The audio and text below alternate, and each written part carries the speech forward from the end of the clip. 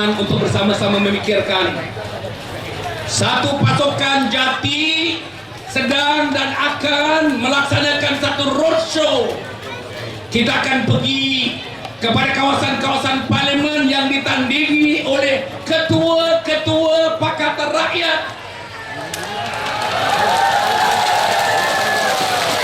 27 tempat kawasan-kawasan parlimen yang ditandingi oleh ketua-ketua PAS, ketua-ketua PKR, ketua-ketua DAP. Saudara, kita akan bagi tahu mereka.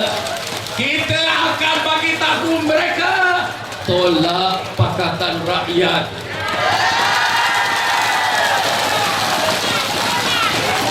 Kita juga akan pergi kepada 22 kawasan parlimen yang ditandingi oleh pimpinan-pimpinan dalam Barisan Nasional yang dikategorikan sebagai kawasan panas.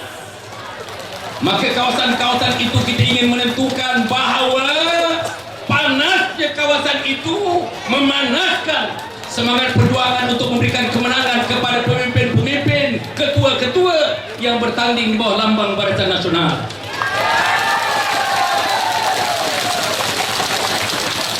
Jati ingin membuat sedikit sumbangan kepada pembinaan negara bagi bersama-sama dengan rakyat Malaysia sekarang ini, Bandar Tun Razak, untuk memikirkan besar, berfikir besar, untuk mempunyai sototan idaman hati sanubari, cita-cita untuk tidak lain dan tidak bukan membangunkan Malaysia sebagai negara idaman, idaman kepada seluruhnya. Bagi orang Islam inilah negara idaman, bagi orang bukan Islam inilah negara idaman, bagi Melayu inilah idaman, bagi bukan Melayu inilah idaman, dan kita mampu menjalankan dan mengendalikannya. Saudara-saudara yang saya muliakan sekalian, saudara, saya dapati tuan-tuan mempunyai obligasi moral. Tuan-tuan mempunyai obligasi moral untuk bersama-sama pada 5 hari bulan bawa anak, bawa isteri, bawa adik, bawa abang, bawa menantu, bawa ipar, bawa jiran, bawa tetangga, seluruhnya. Tuan-tuan kena gempur mereka dalam masa 12 hari ini. Pergi bertemu dengan mereka, jumpa mereka, unit demi unit, tingkat demi tingkat, flat demi flat, Seri Johornya, Seri Sabahnya, Seri Sarawaknya, Seri Melakanya, ikan emasnya, ikan perak dan ikan tembaganya.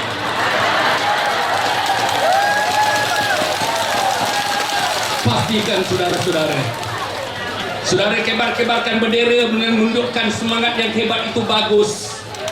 Tetapi setakat mengibarkan bendera saja, balik ini tidur nyenyak, malam besok tidur nyenyak, malam lusa tidur nyenyak, maka impiannya hanya melayan mimpi-mimpi yang tidur nyenyak. Tapi di hadapan saudara tugas yang amat besar. Saudara-saudara bersama-sama dengan kepimpinan seluruhnya, saudara-saudara mesti mencorakkan negara Malaysia kepada corak yang seluruhnya disebutkan negara aman damai, yang disebut dalam Al-Quran surah As-Saba, baldatun thayyibatun wa rabbun ghafur. Negara yang aman, negara yang makmur. Allah Subhanahu wa taala, kuasa yang maha besar, maha agung, mengampunkan setiap penduduk yang ada, bukan sahaja Bandar Tun Razak, penduduk dunia ini yang rukuk dan sujud menyembah Allah Subhanahu wa taala. Saya nak sebutkan apa masalahnya dengan Pakatan Rakyat. Saya bekas orang Pakatan Rakyat. Apa masalah dengan PAS? Saya bekas pemimpin PAS, naib presiden PAS. Saya bekas pemimpin PAS. Saya nak tengok kalau ada teman-teman PAS malam ini datang, dan saya alu-alukan kehadiran mereka pada ini. Saya menghormati mereka, dan mereka kenal saya, yakin mereka kenal saya. Sebagian daripada teman-teman PAS Bandar Tun Razak ini telah tentang bertanggungjawab memilih saya sebagai naib presiden PAS, dan saya telah diberi tanggungjawab 8 tahun untuk menjadi pesuruhjaya PAS di negeri Selangor, mengendalikan PAS di negeri Selangor, merancangkan PAS di negeri Selangor, menstrategikan kemajuan PAS di negeri Selangor ini. Jadi saudara, saya paham Pakatan Rakyat. Saya faham agaknya lebih sikit daripada orang yang tidak terlibat dengan Pakatan Rakyat dan PAS. Maka saudara, saya nak berikan 2-3 perkara secara ringkas saja. Pertama, tuan-tuan dan puan, kepada teman-teman PAS yang hadir pada malam ini, saya harap sangat tuan-tuan, teman-teman PAS yang hadir pada malam ini, tuan-tuan dan puan, dengan kita tidak memikirkan yang lebih daripada yang sepatut dipikirkan. Apa dia? PAS tidak dapat diharapkan lagi. PAS tidak menjadi parti yang menjadi sumbangan kepada kita. PAS, saudara-saudara, setidak-tidaknya bagi saya yang masuk PAS bersama-sama dengan Datuk Fadzil Noh, Presiden PAS satu masa dulu, janji PAS kepada saya, Hasan, engkau masuk PAS, engkau akan memakmurkan Islam, engkau akan memertabatkan Melayu, dan engkau juga akan mengangkat martabat raja-raja Melayu yang menjadi, saudara-saudara, the last bastion, yang menjadi kota yang terakhir untuk mempertahankan Melayu Islam di bumi Malaysia mengikut perlembagaan kita. Saudara-saudara, saya nak menyebutkan tuan-tuan dan puan, setelah bersama PAS buat sekian lamanya, saya nampak seluruhnya satu persatu tentang Islam, tuan-tuan. Islam yang saya masuk PAS sekali Islamnya. Saya masuk PAS kerana bersama-sama nak membawa, nak menunjang, bersama-sama nak menyunsur kalimat la ilaha illallah Muhammad Rasulullah sejak zaman Fadzil Noh, selepas zaman Fadzil Noh, atas desakan, atas usaha, atas yang dibuat, atas perancangan golongan-golongan Anwarinas dan golongan-golongan parasit, PAS telah meninggalkan pengkalan perjuangannya. PAS telah tersalah sasar, PAS telah direl, PAS telah tergelincir daripada landasannya. Bukan tergelincir kecil, bukan gebah-gebah kecil, tapi PAS telah tersungkur, tersembam ke bumi, kerana PAS tidak lagi menyokong, PAS tidak lagi menegakkan, PAS tidak lagi menjadi parti yang akan menjadi tonggak kepada pembangunan perkembangan Islam di negara kita. Tuan-tuan, saya nak berikan 1-2 lagi. Yang kedua tidak lain dan tidak bukan, PAS, saudara, yang selama ini dijanjikan kepada saya kita menegakkan Islam, dijanjikan kepada saya kita nak membantu orang Melayu.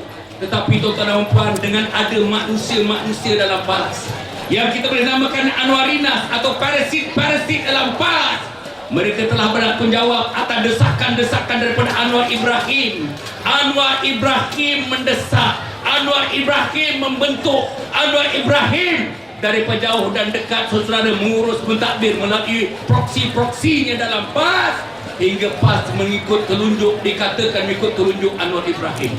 Tak cukup dengan itu saja, tuan-tuan dan puan, PAS sudah hilang tulang belakang. PAS sudah tidak mempunyai kekuatan lagi kerana PAS sanggup dijadikan sebagai kuda tunggangan kepada DAP, Karpal Singh, Lim Kit Siang dan lain-lain. Tuan-tuan, parti keadilan yang bertanding, banyak juga kerusi di Malaysia, banyak juga kerusi di Semenanjung, banyak juga kerusi di Sabah dan Sarawak. Saya nak menyebut, inilah parti dalam sejarahnya, inilah satu-satu parti dalam sejarahnya, parti yang tidak ada dasar, parti yang tidak ada matlamat, parti yang tidak ada hala tuju. Hala tuju parti PKR satu saja, yaitu untuk menjadikan Anwar Ibrahim Perdana Menteri. Saudara-saudara, kalau itulah hala tuju PKR, saya faham itulah dia yang disebut-sebut dalam PKR, Anwar Ibrahim, Anwar Ibrahim, Anwar Ibrahim, Anwar Ibrahim. Kalau tak ada Anwar Ibrahim, tuan-tuan puan, tidak ada PKR di bumi Allah Subhanahu wa taala. Ialah parti yang berakar umbil kepada rakyat, parti yang tegak atas nama rakyat, parti yang bersama-sama dengan rakyat, seperti parti yang mengendalikan Dato' Razak. Bila 5/5 tahun 2013 ini, saudara-saudara, Pakatan Rakyat akan ditumbangkan, Barisan Nasional akan mengambil, saudara, DAP. Kalau saudara dah baca, saya dah baca dalam ceramah-ceramah saya di Kuala Lumpur dan di Selangor dan sebagainya, biasanya ada Datuk Hazami namanya akan membacakan 30 tuntutan DAP kalau mereka berkuasa bersama dengan rakyat. Apa tuntutan yang pertama, tuan-tuan dan puan?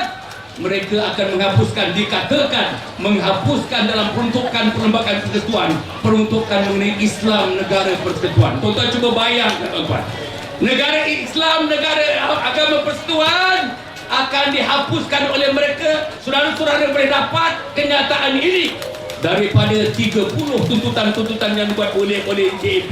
Dalam blog ada, dalam pernyataan-pernyataan yang bertulis ada, dalam surat khabar ada. Satu lagi tuan-tuan dan puan, mereka akan menjadikan Malaysia sebuah republik. Mereka akan menjadikan Malaysia sebuah republik, dan dikatakan mereka akan mencantumkan Malaysia dengan Singapura. Bayang tuan-tuan, Malaysia dengan Singapura dicantumkan. Di belakang mereka siapa? Di belakang mereka ialah Yahudi. Saudara-saudara yang memandu, yang merancang, yang meletakkan siri-siri perancangan kepada Singapura untuk menawan Asia, menawan dunia sebelah ini. Dan Malaysia ini akan dijadikan tuan-tuan sebagai dia punya batu loncatan kepada usaha yang dilakukan oleh Yahudi untuk menawan manusia di kawasan ini.